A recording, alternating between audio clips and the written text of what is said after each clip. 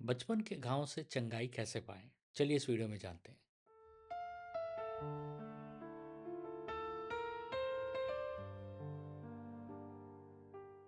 Video को अंत तक ज़रूर देखिएगा क्योंकि मैं एक सवाल पूछूंगा और पहले 3 सही जवाब देने वालों में से 2 जन को मेरा किताब मिलेगा और किताब बाई पोस्ट आएगा। क्या आप बड़े तो हो गए हैं, लेकिन अंदर कहीं एक बच्चा अभी भी रो रहा है?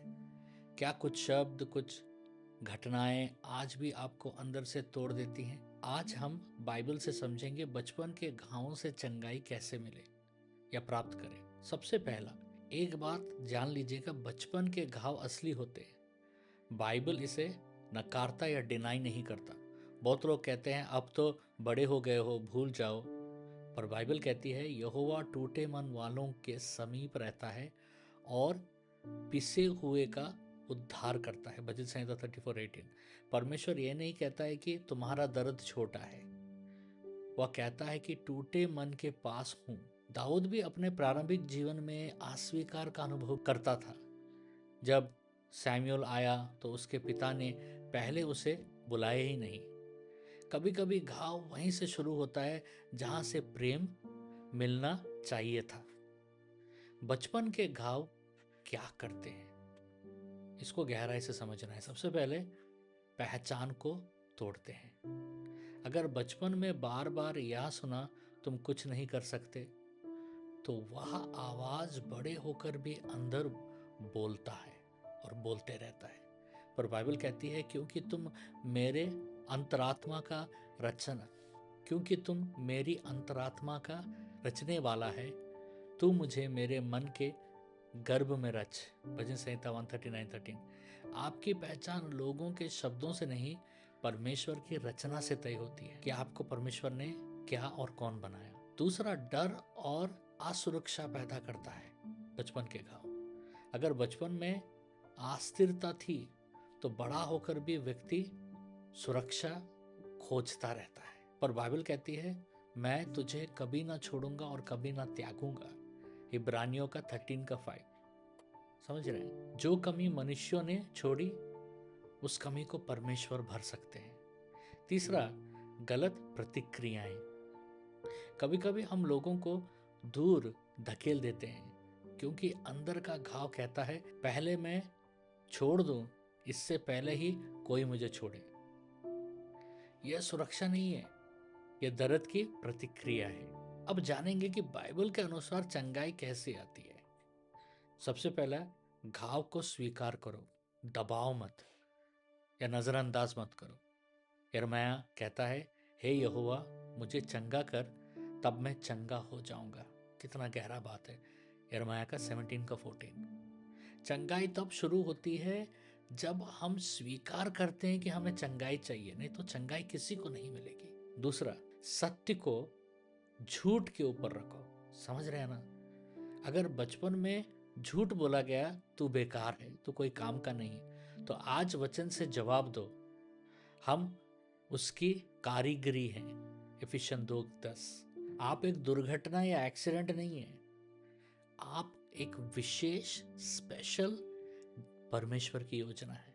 और क्षमा होता है, वो चंगाई का कुंजी होता है। प्रभु यीशु ने सिखाया यदि तुम मनुष्यों के अपराध क्षमा करोगे तो तुम्हारा स्वर्गीय पिता भी तुम्हें क्षमा करेंगे। मत्ती का 6:14। क्षमा का अर्थ यह नहीं कि जो हुआ वह सही था। इसका अर्थ है मैं उस दर्द को अपने भीतर को निमंत्रित नहीं करता हूं या भीतर आने नहीं देता हूं। अगर आ गया है तो जाने का आदेश देता हूं। और एक जरूरी, पिता की पहचान को ग्रहण करें।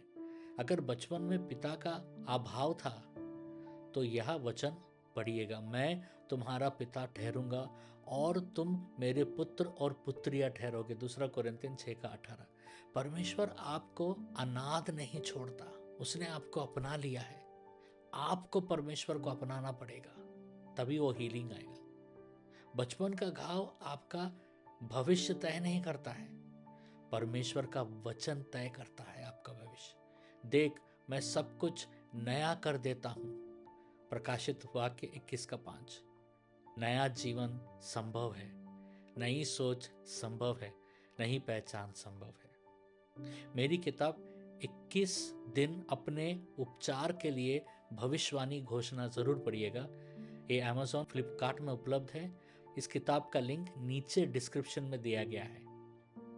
और एक सूचना है, और मंगलवार को रात को 9 से 10 बजे मैं ड्रीम इंटरप्रिटेशन करता हूँ। नीचे डिस्क्रिप्शन में सपनों का इंटरप्रिटेशन का लिंक दिया गया है, उसमें आप अपने सपने भेज सकते हैं। और हर शुक्रवार को ह्यूस्टन के समय में सुबह 9:30 से 10:30 और भारत के समय में रात के 9 से 10 बजे मैं ऑनलाइन में आकर प्रार्थना चलाता हूँ और कई लोग हमारे साथ जुड़ते हैं। और एक सूचना, हर शुक्रवार को हमारा 12 घंटा का प्रार्थना चलता है यूट्यूब में, तो सुबह 7 बजे से लेके रात को 7 बजे तक। और इस प्रार्थना में हम कई सारे विषयों के लिए और आपके प्रेयर रिक्वेस्ट जो आप हमें भेजते हैं उसके लिए भी हम प्रार्थना करते हैं, और राष्ट्रों के लिए भी हम प्रार्थना करते हैं, और उसमें भी आप हमारे साथ ज़रूर जुड़िएगा। चलिए अभी मैं एक प्रार्थना करता हूँ। इस प्रार्थना का स्क्रीनशॉट निकाल के आप बाद में भी प्रार्थना कर सकते हैं या अभी भी प्रार्थना कर सकते हैं। चलिए प्रार्थना करते हैं। हे पिता, यीशु के नाम में मैं प्रार्थना करता हूँ, मेरे बचपन के हर छिपे घाव पर तू अपना हाथ रख। हर झूठी पहचान टूट जाए, हर असुरक्षा का जड़ उखड़ जाए, हर अस्वीकार का दर्द चंगा हो जाए। हे प्रभु, मैं आज स्वीकार करता हूँ तू मेरा पिता है, मैं अनाथ नहीं हूँ, मैं तेरे कारीगरी हूँ। मेरे भीतर जो टूटा है उसे तू नया कर, यीशु के नाम में, आमीन। अब ये रहा आज का सवाल। एफिशियन 2:10 के अनुसार हम किसकी कारीगरी हैं? एक लाइन में भी जवाब दे सकते हैं, और पहले 3 सही जवाब देने वालों में से 2 जन को मेरा किताब इनाम में मिलेगा और किताब बाई पोस्ट आएगा। और गुजारिश है, प्लीज़ आप कमेंट्स चेक करते रहिएगा, क्योंकि मैं कमेंट्स में विनर को अनाउंस करता हूँ। अगर आपको कोई प्रार्थना का रिक्वेस्ट है तो ज़रूर हमें आप भेजिएगा। नीचे प्रार्थना का फॉर्म दिया गया है, उस फॉर्म में आप अपने प्रार्थना को भेजिएगा। हम अपने 12 घंटा के शुक्रवार के प्रार्थना जो सुबह 7 से शाम को 7 बजे तक होता है, उसमें हम आपके लिए प्रार्थना करेंगे, और मैं पर्सनली प्रेयर करूंगा, और आपको मैं प्रेयर वॉइस मैसेज के द्वारा आपको मैं प्रेयर भेजूंगा। परमेश्वर आपको बहुत आशीष दे।